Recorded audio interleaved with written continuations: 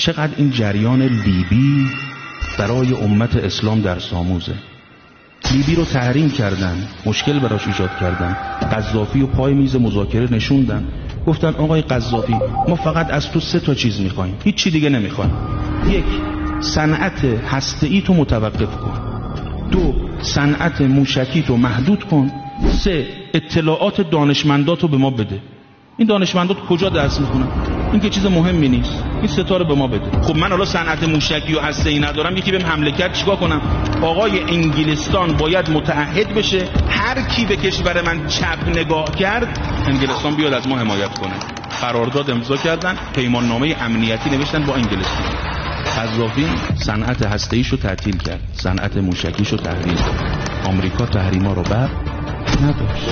مشخص نیست که با لغو تحریم‌ها دولت لیبی چه رفتاری در پیش خواهد گرفت. به نظر من لغو تحریم‌های لیبی بسیار خطرناکه و ممکنه تبعات ناامید کننده‌ای برای همه داشته باشه. و انگلستان هم که قول داده بود هر کس به تو چپ نگاه کنه پدرشو در میاریم، خودش به قذافی چپ نگاه کرد، خودش حمله کرد به قذافی با ناتو. قذافی ساقط شد، با اون وضعیت کشته شد.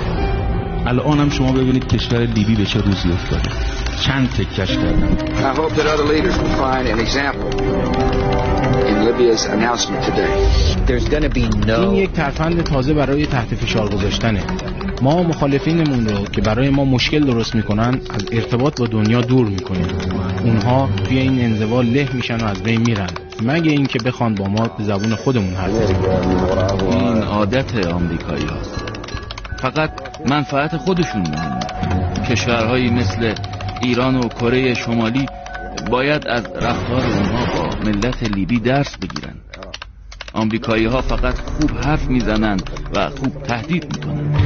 همانطور که سال 2003 نقطه عطف تاریخی برای مردم لیبی بود، سالهای دیگه نیز میتونه نقطه عطفی برای مردم ایران و کره شمالی باشه.